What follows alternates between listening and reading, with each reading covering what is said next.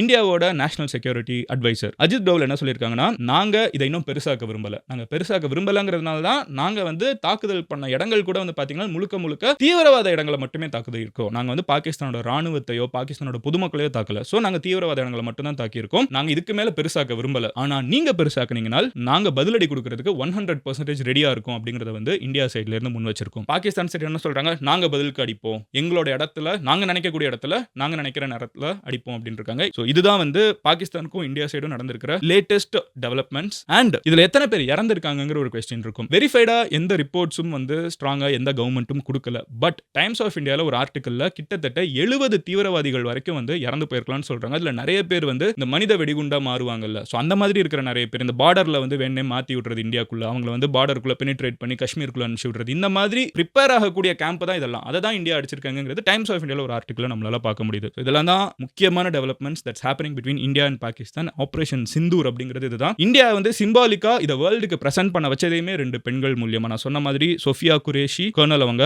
And wing commander Vyomika Singh. அவங்க தான் வேர்ல்டுக்கே நாங்க என்ன பண்ணிருக்கோங்கிறத எடுத்து காமிச்சிருக்காங்க. இதுல பாதிக்கப்பட்டவங்களோட அப்பா அம்மா மனைவிகள் அவங்க எல்லாம் இருப்பாங்களே. எஸ்பெஷலி அங்க வந்து ஒரு பூனிவாலா கூட இருந்தாங்க. அந்த குதிரை ஓட்டுற ஒருத்தங்க, அவங்க காஷ்மீரி. அவங்க வந்து நடுவுல விழுந்து அவங்களும் இறந்து போனாங்க. அவங்களோட அப்பா வந்து இந்தியா வந்து இப்பதான் எங்களுக்கு நியாயம் வாங்கி கொடுக்குது அப்படின்னு சொல்லி பேசியிருக்காங்க. அதே மாதிரி அதுல பாதிக்கப்பட்டவங்களோட மனைவி இருந்துகிட்டு இந்த பேர் ஆபரேஷன் சிந்தூர்னு வச்சு இந்தியா இதை பண்ணியிருக்கிறது எங்களுக்கு வந்து சரியாப்படுது அப்படின்னு சொல்லி பேசியிருக்காங்க. இன்டர்நேஷனல் லெவல்ல யார் யாரை சப்போர்ட் பண்றாங்கங்கிற ஒரு கேள்வி இருக்கும். India is extremely supported by Israel. இஸ்ரேலோட என்வாய் டு இந்தியா அம்பாசிடர் அவர் ரொம்ப ஸ்ட்ராங்கா இஸ்ரேல் இந்தியா கிட்ட தான் இருக்குதுங்கிறத சொல்லியிருக்காரு. அதே மாதிரி பாகிஸ்தான் இஸ் நாட் அலோன். பாகிஸ்தானுக்கும் ஒரு புது ஃப்ரெண்ட் கிடைச்சிருக்காங்க. ஏன்னா இந்த ஃப்ரெண்ட் இவ்வளவு நாள் பாகிஸ்தானுக்கு இவ்வளவு சப்போர்ட் பண்ணது கிடையாது. And that is Turkey. Turkey வந்து ரொம்ப ஸ்ட்ராங்கா பாகிஸ்தானுக்கு சப்போர்ட் பண்ணிட்டு இருக்காங்க. டர்க்கியோட ஒரு ராணுவ கப்பல் வந்து பாகிஸ்தானுக்குள்ள இறங்கி இருக்குது. And there are unverified reports that பாகிஸ்தானுக்குள்ள டர்க்கியோட ராணுவமே உள்ளுக்குள்ள சில பேர் எக்ஸ்பர்ட்ஸ்லாம் உள்ளுக்குள்ள சுத்திட்டு இருக்காங்கன்னு நாளாக அதெல்லாம் தெரியும். டர்க்கி வந்து பாகிஸ்தானுக்குள்ள இன்வால்வ் ஆக ஆரம்பிச்சிருக்கிறது ஒரு புது